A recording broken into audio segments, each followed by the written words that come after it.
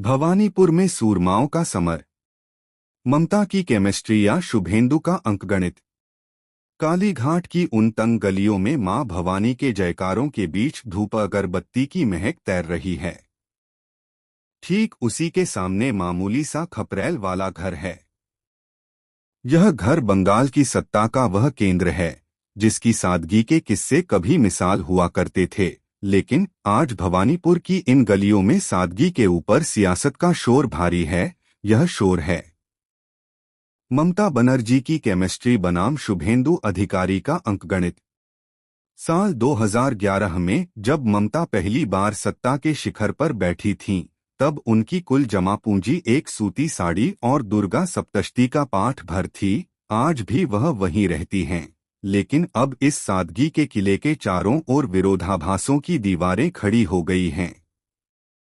चर्चा ममता बुआ के पुराने घर की भी है और उनके भतीजे अभिषेक बनर्जी की डायमंड हार्बर वाली उस बड़ी छावनीनुमा हवेली की भी। यह हवेली अब विपक्ष के लिए भ्रष्टाचार के आरोपों का सबसे बड़ा प्रतीक बन चुकी है। ममता और भवानीपुर का रिश्ता महज विधायक और क्षेत्र का नहीं है। यह सीट ममता को सत्ता के शीर्ष तक पहुंचाने वाला लॉन्चिंग पैड और फिर उनका सबसे मजबूत गढ़ रही है। वह यहां से 2 बार, साल 2011 के उपचुनाव और फिर 2016 के आम चुनाव में विधायक रह चुकी हैं।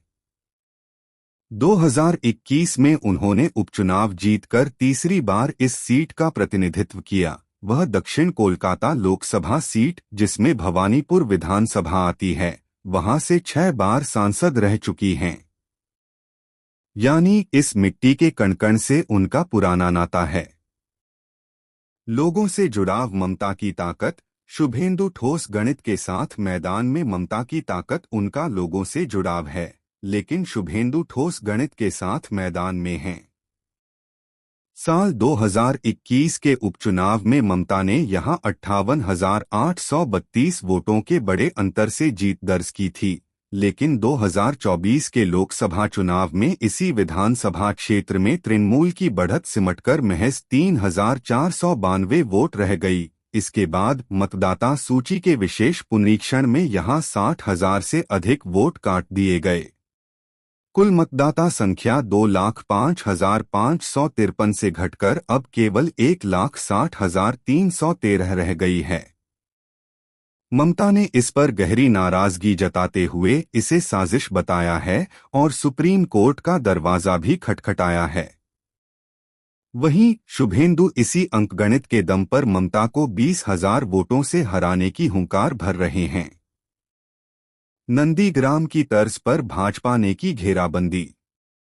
साल 2021 में ममता नंदीग्राम जाकर शुभेंदु अधिकारी को उनके घर में चुनौती देने पहुंची थीं। इस बार भाजपा ने वही रणनीति उलट दी है।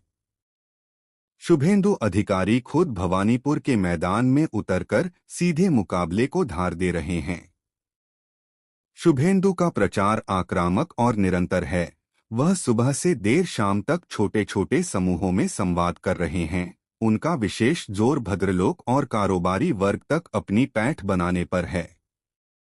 प्रधानमंत्री नरेंद्र मोदी की इस इलाके में मौजूदगी ने भी भाजपा कार्यकर्ताओं में नया जोश भर दिया है।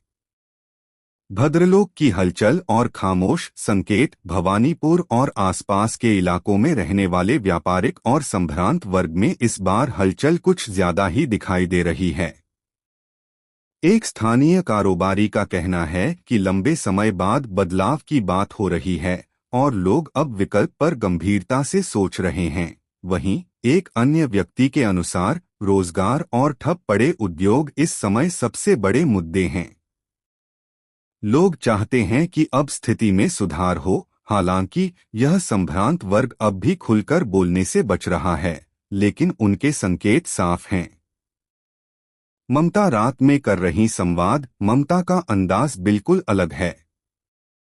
बड़े मंचों के बजाय वह रात के समय गलियों में निकलकर सीधे लोगों से संवाद कर रही हैं।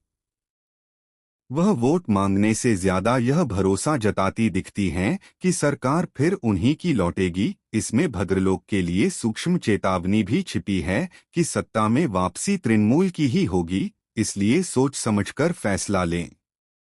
इन पॉश इलाकों में अक्सर लोग वोट डालने कम निकलते हैं। ऐसे में हम फिर आ रहे हैं का संदेश देकर ममता मतदाताओं के मनोविज्ञान से खेल रही हैं।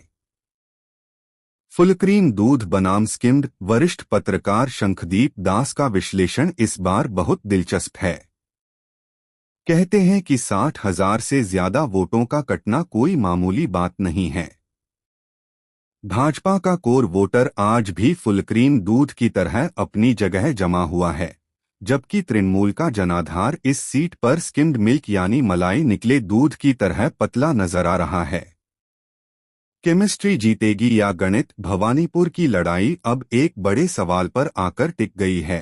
क्या ममता की जमीन से जुड़ी पकड़ और लोगों का भरोसा इन बदले हुए आंकड़ों के दबाव को फिर से पीछे छोड़ पाएगा, या फिर घटे हुए मतदाता और सिमटी हुई बढ़त का गणित इस बार बंगाल की राजनीति की कहानी बदल देगा? फिलहाल स्थिति यह है कि एक तरफा मानी जाने वाली यह सीट अब देश की हाई प्रोफाइल जंग बन चुकी है। कालीघाट की मां भवानी इस बार किसे अपना विजय तिलक लगाती हैं, इस पर पूरे देश की नजरें टिकी हैं।